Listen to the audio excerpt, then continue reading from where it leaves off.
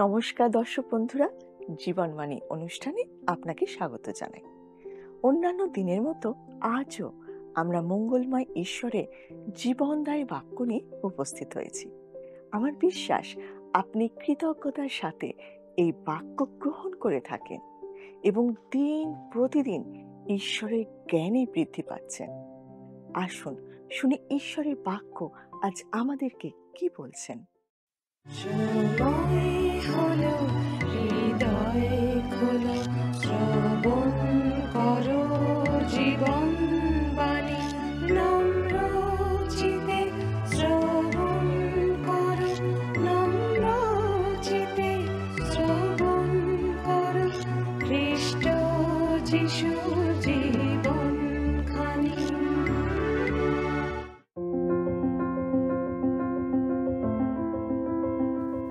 আমার বিশ্বাস আপনি নিশ্চয়ই জানেন, আমাদের এই জীবনবাণী অনুষ্ঠানে আমরা পবিত্র বাইবেলের বিভিন্ন পুস্তক থেকে ধারাবাহিকভাবে অধ্যয়ন করি।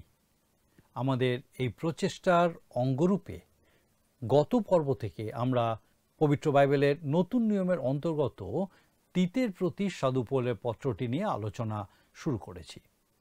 গত পর্বের আলোচনা থেকে আমরা জেনেছি যে সাধু পৌলের এই পত্রটি, যা আমরা যথারীতি একটি পুস্তক রূপে পেয়ে থাকি, সেটা হচ্ছে তার পালকীয় পত্রগুলির অন্তর্গত।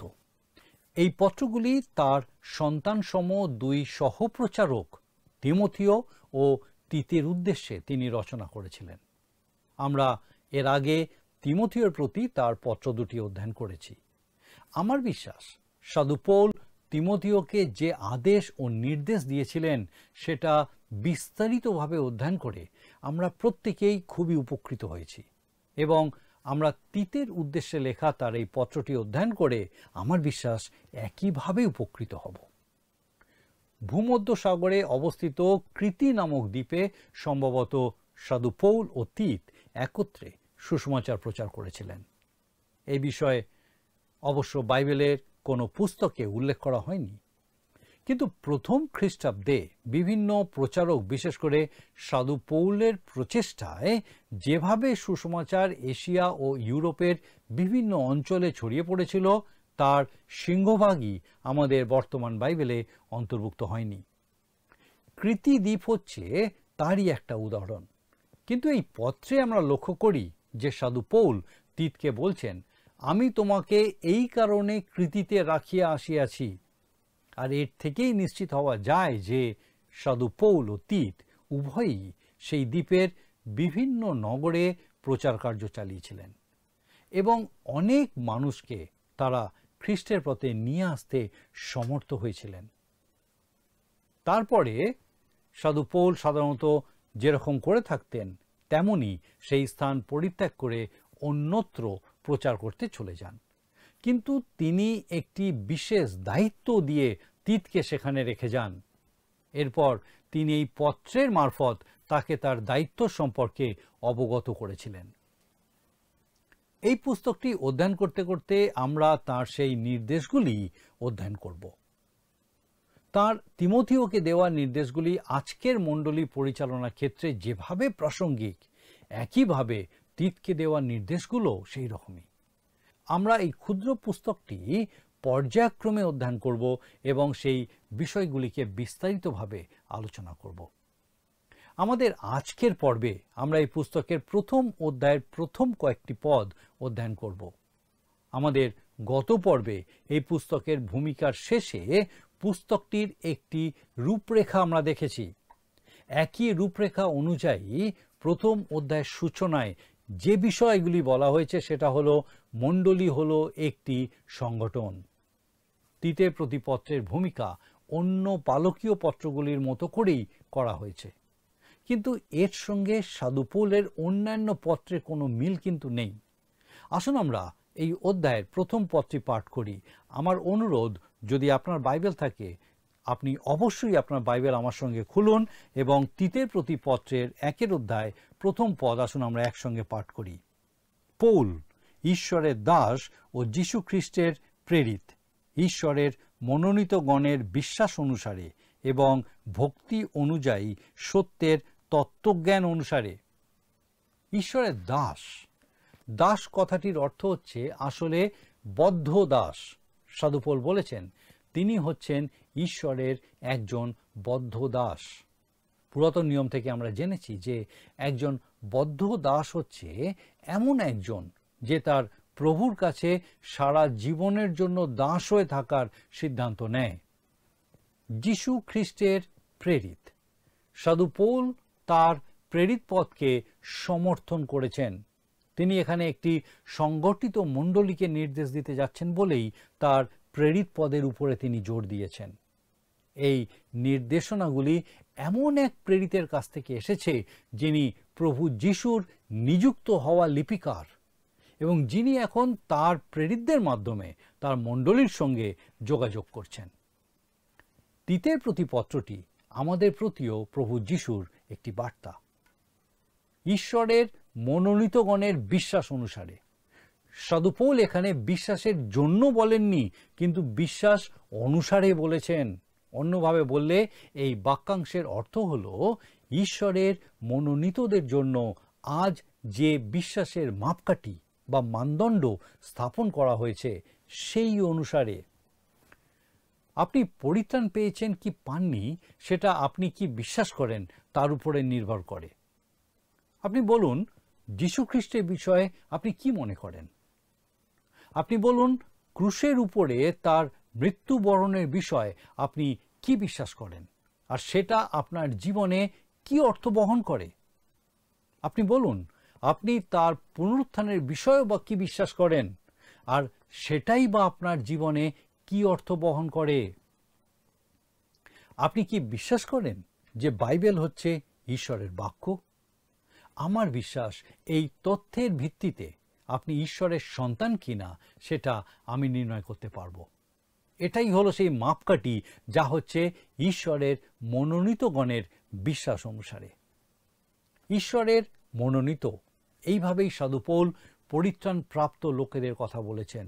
তিনি এখানে নির্বাচনের নিয়ম নিয়ে কোনো আলোচনা করছেন না এবং ভক্তি অনুযায়ী সত্যের তত্ত্বজ্ঞান অনুসারে আপনার অন্তরে যে সত্য নিহিত আছে তা যদি আপনাকে ধার্মিক জীবনের দিকে চালিত না করে তাহলে আপনার বিশ্বাসে সাংঘাতিক কোনো ভুল আছে। এই পত্রে সাধু পৌল এই বিষয়ের উপর গুরুত্ব দেবেন যে যখন সুসমাচারের উপরে বিশ্বাস স্থাপন করা হয় তখন সেটা ধার্মিকতার দিকে চালিত করে, কারণ কৃতিদ্বীপের লোকেরা ঈশ্বরের অনুগ্রহের অপব্যবহার করেছিল। তারা এই কথা বলেছিল যে তারা যদি অনুগ্রহ দ্বারা পরিত্রাণ পেয়ে থাকে তাহলে তারা চাইলে পাপেও জীবনযাপন করার জন্য তারা স্বাধীন। এই প্রথম পদেই সাধু পৌল সেই কথার উত্তর দিয়ে বলছেন যে যখন ঈশ্বরের সত্যকে বিশ্বাস করা হয় সেটা তখন ধার্মিকতার দিকে চালিত করে।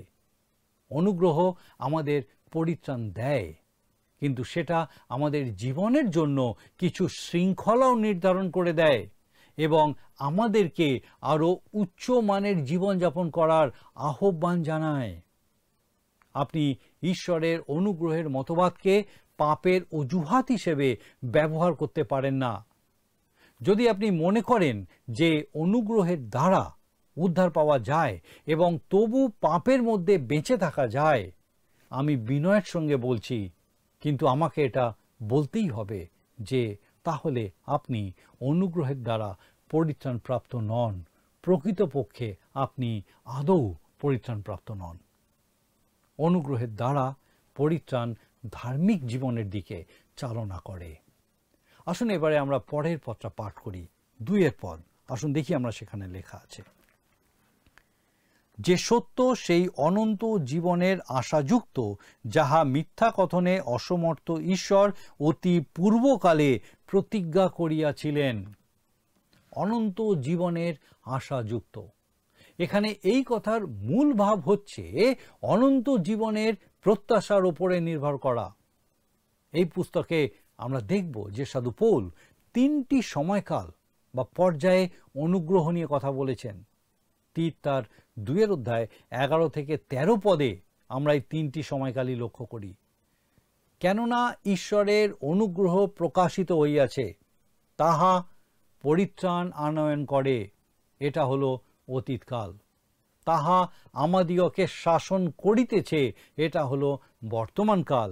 এবং পরম ধন্য আশা সিদ্ধির জন্য অপেক্ষা করি, এটা হলো ভবিষ্যৎকাল। এই আশা সিদ্ধির বিষয় সাধু পৌল কথা বলছেন, আর তিনি বলেছেন যে আমাদের সেই আশার উপরেই নির্ভর করতে হবে। যাহা মিথ্যা কথনে অসমর্থ ঈশ্বর, এই আশার বিষয়ে এমন ঈশ্বর প্রতিশ্রুতি দিয়েছেন যিনি মিথ্যা বলতে পারেন না।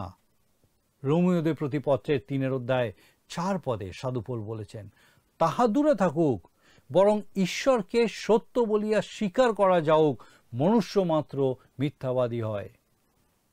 অনেক সময় আমরা বিশ্বাসীরা এমন জীবনযাপন করি যে আমরা ঈশ্বরকে অনেকটাই মিথ্যাবাদী করে তুলি। আমরা বলি আমরা কিছু বিষয় বিশ্বাস করি, কিন্তু আমরা সত্যি করে বিশ্বাস করি না। আর আমরা এমন আচরণ করি যেন আমরা বিশ্বাসই করি না। সাধু পৌল বলছেন ঈশ্বর মিথ্যা বলতে পারেন না। ঈশ্বরের বাক্য প্রচার করতে গিয়ে আমি অনেকবার ভেবেছি যে ঈশ্বর কি কি করতে পারেন না তাই নিয়ে আলোচনা করব। এমনই একটা বিষয় হলো এটা, ঈশ্বর মিথ্যা বলতে পারেন না। আপনি কি জানেন যে প্রতিদিন আপনি এমন কিছু দেখেন যা ঈশ্বর কোনোদিন দেখেননি? আপনি আপনার সমকক্ষ কাউকে দেখতে পান, ঈশ্বর কোনোদিন তার সমকক্ষ কাউকে দেখতে পাননি। আমরা যদি মিথ্যা কথা বলতে পারি তাহলে ঈশ্বর কেন পারেন না? আসলে আপনি এমন কিছু করতে পারেন যা ঈশ্বর করতে পারেন না। দেখুন, ঈশ্বরকে নিজের প্রতি সত্য হতেই হবে। তিনি পবিত্র এবং তিনি ধার্মিক, এটাই তার স্বভাব। আর এই স্বভাবের কারণেই এমন কিছু বিষয় আছে যা তিনি করতে পারেন না। এটা এই কারণে নয় যে সেই বিষয়গুলি করা তার পক্ষে সম্ভব নয়, কিন্তু ঈশ্বর তার স্বভাবের প্রতি সত্য বলে তিনি সেগুলি করতে পারেন না। তিনি ধার্মিক, তিনি ন্যায়বান এবং তিনি কখনো প্রতারণা করেন না। তিনি এমন একজন যার উপরে আপনি ভরসা করতে পারেন। অতি পূর্বকালে প্রতিজ্ঞা করিয়াছিলেন, এই প্রতিজ্ঞা তিনি অনন্তকাল করেছিলেন। আসুন আমরা এর পরের পদটা পাঠ করি। 3 পদ লেখা আছে, এবং যথাসময়ে আপন বাক্য ঘোষণাতে ব্যক্ত করিলেন। আমাদের ত্রাণকর্তা ঈশ্বরের আজ্ঞানুসারে সেই ঘোষণার ভার আমার নিকটে সমর্পিত হইয়াছে। যথাসময়ে কথাটির অর্থ হলো তার নিজের সময়। ঈশ্বর যা কিছু করেন সেটা তিনি অত্যন্ত সুশৃঙ্খলভাবে করেন। ঈশ্বর বসন্তকালেই কৃষ্ণচূড়া গাছে কুড়ি আসবে সেটা নির্দিষ্ট করে দিয়েছেন। সেই সুন্দর সুন্দর ফুলগুলিকে আপনি কখনোই শীতের শুরুতে দেখতে পাবেন না, তারা বসন্তকালের জন্যই অপেক্ষা করে থাকে। এবং যথাসময়ে আপন বাক্য ঘোষণাতে ব্যক্ত করিলেন।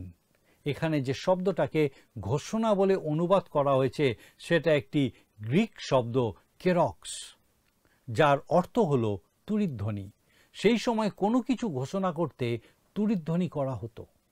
কোনো শাসকের যদি কোনো কিছু ঘোষণা করার থাকতো তাহলে একজন তুড়িবাদক এসে তুড়ি বাজাতো এবং তারপর ঘোষণাটি করা হতো।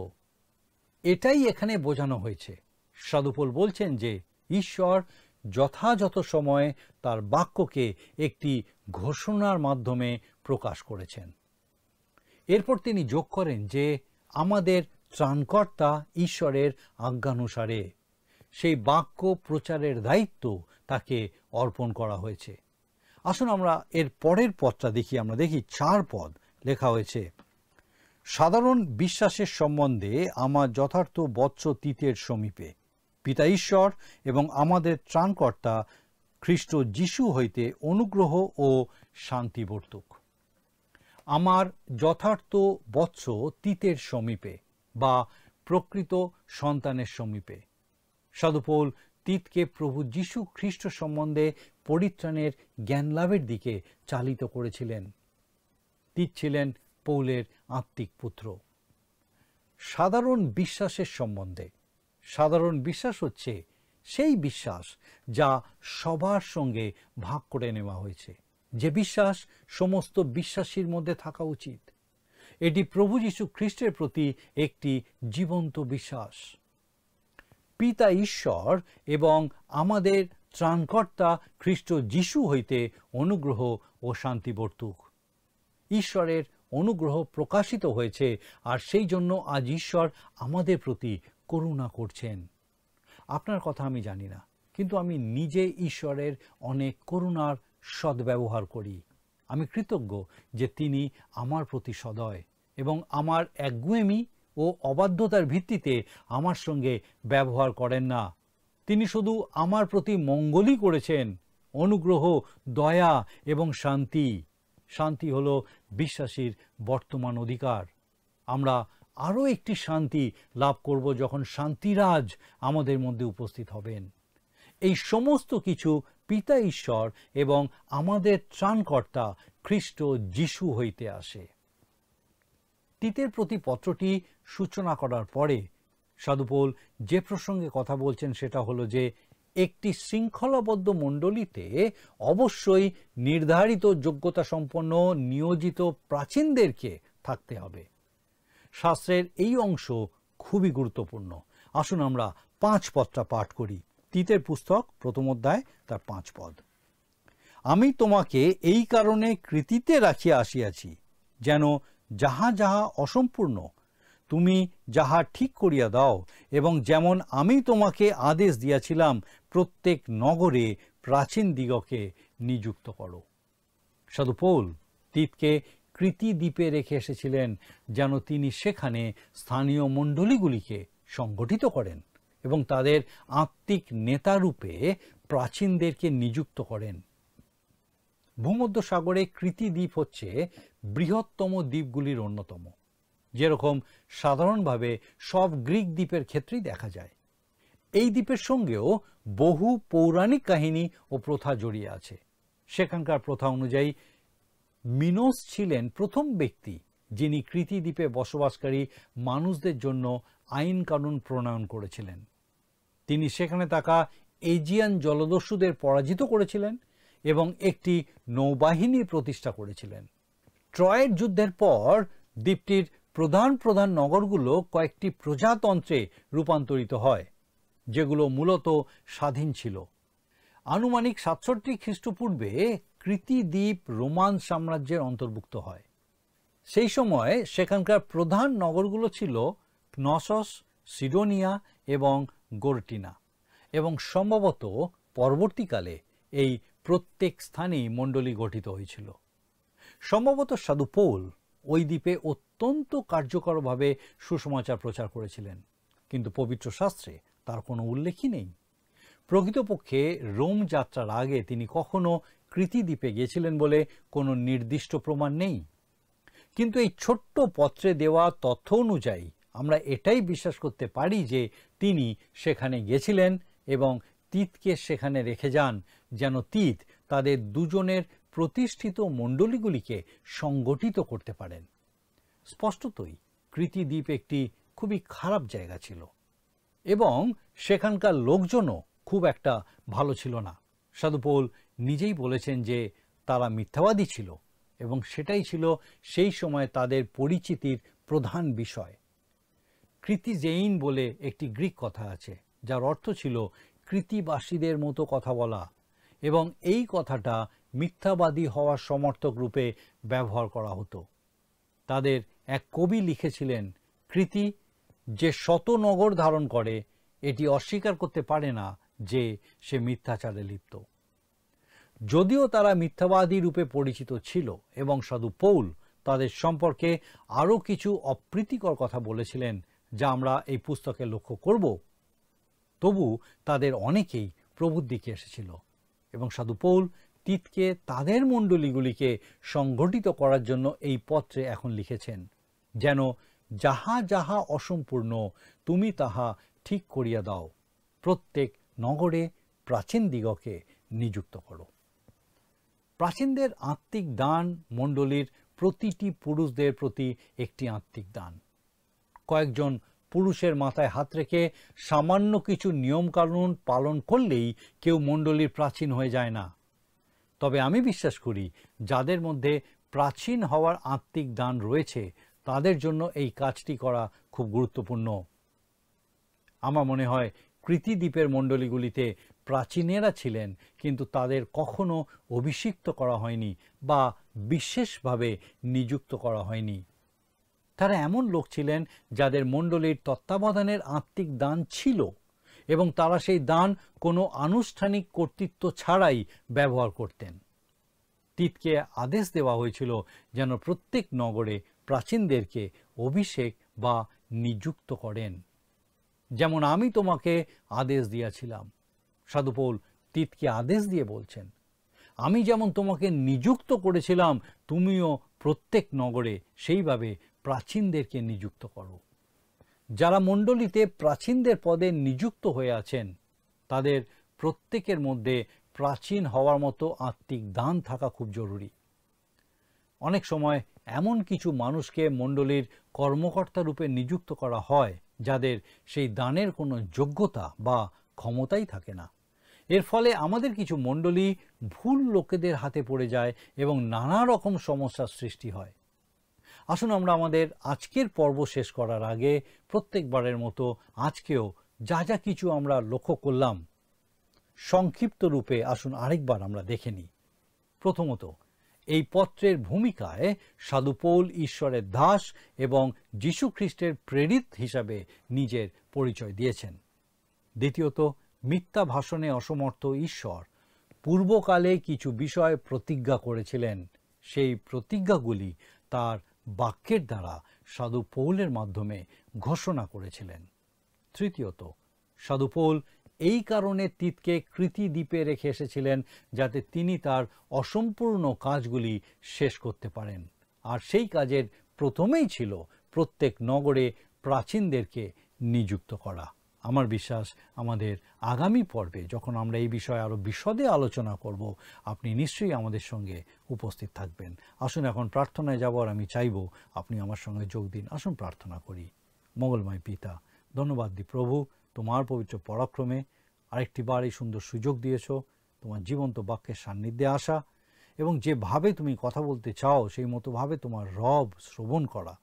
ধন্যবাদ দিই আমাদের প্রত্যেক দর্শক বন্ধুর জন্য।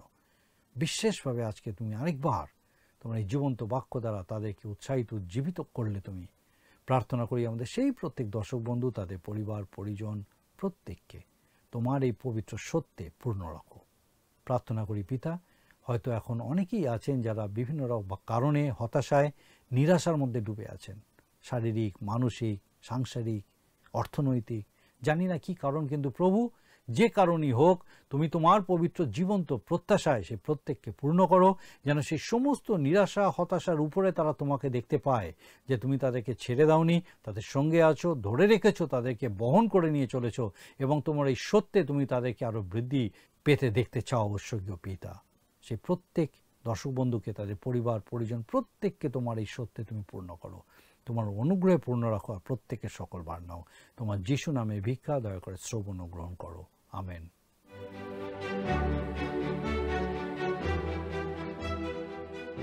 প্রিয় দর্শক বন্ধুরা, আমাদের এই ধারাবাহিক বাইবেল শিক্ষার অনুষ্ঠানটি শোনবার জন্য আপনাকে অশেষ অশেষ ধন্যবাদ। আপনি নিশ্চয়ই দিন প্রতিদিন ঈশ্বরের বাক্যে সমৃদ্ধ হচ্ছেন এবং আমি বিশ্বাস করি তা আপনার জীবনে ঈশ্বরের ইচ্ছা অনুসারে পরিবর্তিত হচ্ছেন। আমরা যা শুনছি তা মনে রাখার জন্য আমাদের প্রত্যেক দিন ঈশ্বরের বাক্য পাঠ করতে হবে। আশা করি আপনি তা নিশ্চয়ই করবেন। এখন আমরা আজকের দিনের প্রশ্নটা মন দিয়ে শুনে নিই।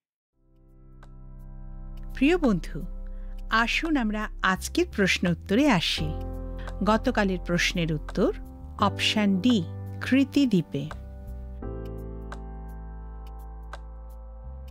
আজকের প্রশ্ন, সাধু পৌল তিতকে কৃতিদ্বীপের প্রত্যেক নগরে কাদের নিযুক্ত করার আদেশ দিয়েছিলেন? অপশন এ পালকদের, বি পরিচারকদের, সি প্রাচীনদের, ডি অধ্যক্ষদের। বন্ধু, এই প্রশ্নের উত্তর আগামীকাল সন্ধ্যে ৬টার মধ্যে option A, B, C, D সহকারে আপনার নাম ও সম্পূর্ণ ঠিকানা সহ 9433497235 এই নম্বরে SMS-এ অথবা হোয়াটসঅ্যাপে লিখে পাঠাবেন।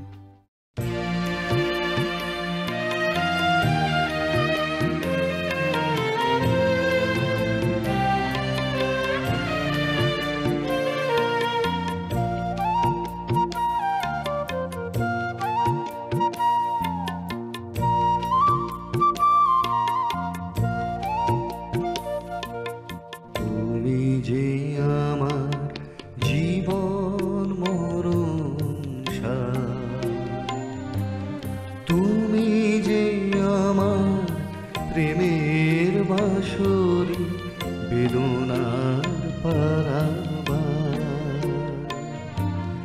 তুমি যে আমার জীবন মরণ সার, তুমি যে আমার প্রেমের বাঁশরি, বেদনার পারাবার।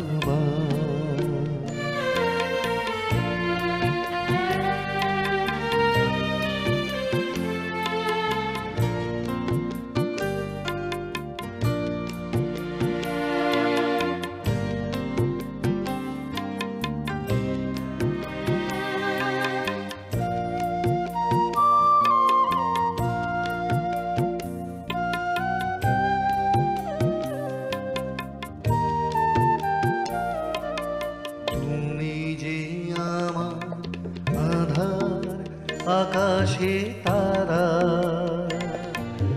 তুমি যে আমার নয়ন অশ্রুধারা, তুমি যে আমার আধার আকাশে তারা,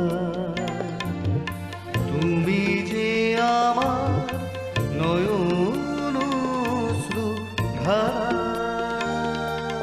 তুমি যে আমার হারানো স্বর্গ, তুমি যে আমার হারানো স্বর্গ, খুঁজে পাই পারে পার। তুমি যে আমার জীবন মরণ সার, তুমি যে আমার প্রেমের বাঁশরি, বেদনার পারাবার।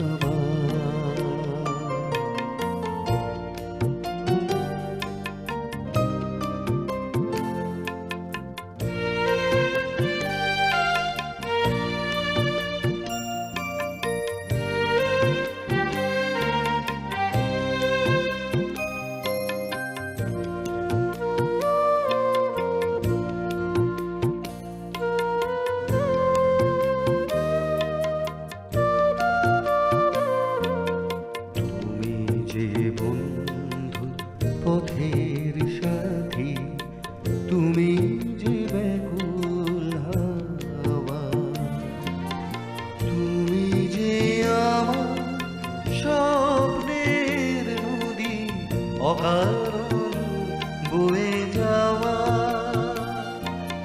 তুমি যে বন্ধু পথের সাথী, তুমি যে ব্যাকুল হাওয়া, তুমি যে আমার স্বপ্নের নদী, অকারণ বয়ে যাওয়া। তুমি যে প্রভাত মনের উদয়া চলে, তুমি যে আমার শ্রাবণে বর্ষা হলে। যদি আপনার এই অনুষ্ঠান ভালো লেগে থাকে তাহলে এই নম্বরে একটি মিসড কল করুন, তাহলে আপনি পরের বারের বিজয়ী হতে পারেন।